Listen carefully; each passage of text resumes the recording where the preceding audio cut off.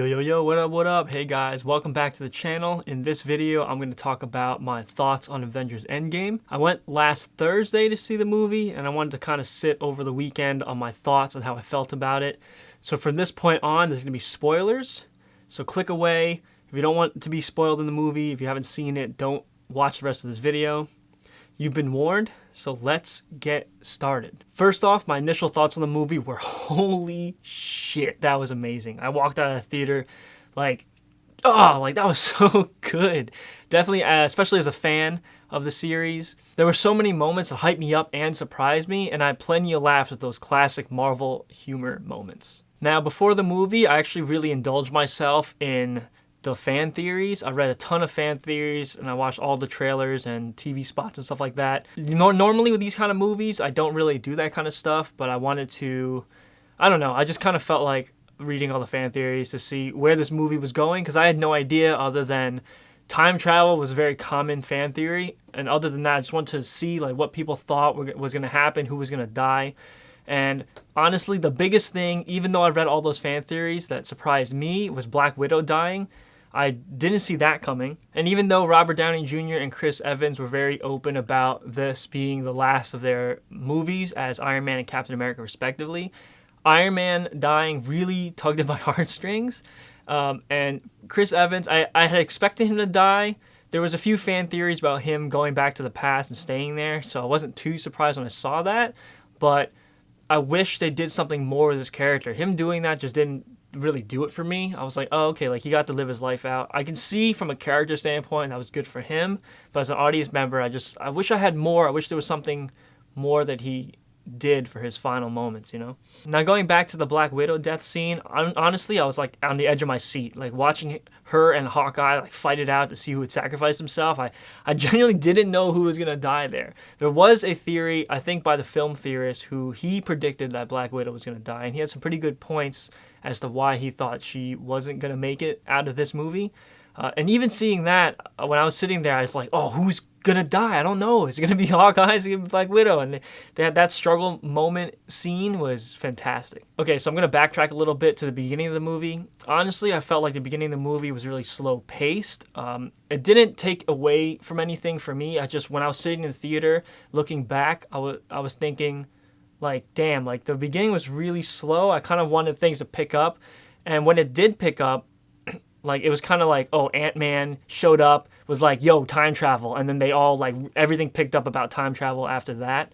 I did appreciate them showing us what the world was like after the snap, but it still felt really slow for me. But when things picked up, it really picked up. It just seemed like, for me, when they introduced time travel, it was very rushed.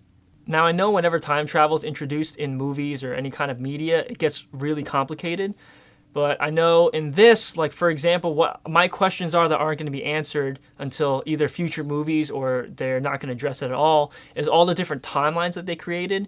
They try to make it in the movie a point where they can fix the timeline that they took the stones from, sure.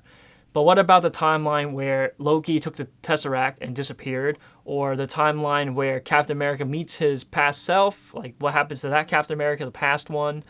And what happens to the timeline where Thanos gets sucked into the future? So there's going to be a timeline where Thanos doesn't exist because he went to the future, and they had this whole big battle in the movie.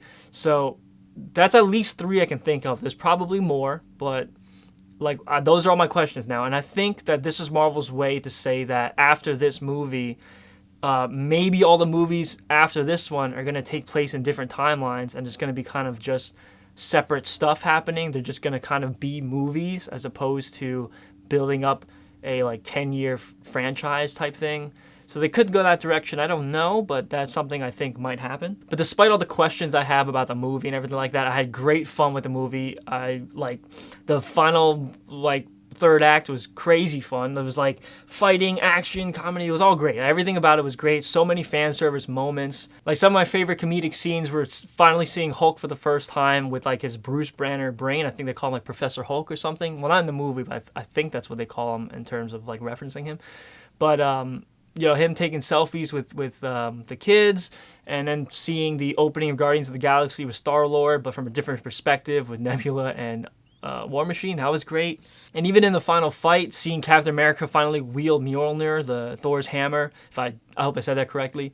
That was amazing moment. That was one of those like, yeah, in the final fight scenes. Seeing all the female characters from the whole Marvel universe get together and have their like fuck yeah moment basically, and like go attack Thanos and stuff like that was great. I think they did a great job giving every character their moment in this movie.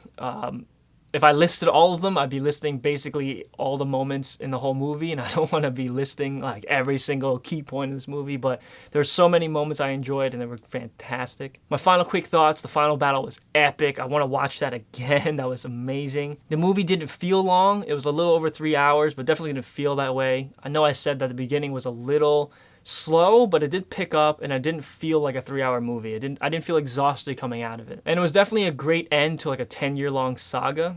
I think they wrapped up a lot of things that were really loose, and they did what they could to at least tie them up. Overall, I love the movie. There was plenty of action, plenty of comedic moments, plenty of character moments. Honestly, it was a great fun, a great end to the 10-year saga. The Infinity Saga is what they're calling it. I'm really excited to see what happens moving forward. I know Spider-Man comes out in a couple months and it's supposed to take place after Endgame, and I don't know what the plans are after that, like what they're going to do, what the movie's going to be like, but I'm really excited to see what happens to the MCU moving forward. Well, thanks for listening to my quick thoughts on the movie. I know if I could talk about this stuff all day, but I will spare you guys of that. So if you have any thoughts about Endgame and what's to come, leave it in the comments below. And thanks for watching, guys. I'll see you next time.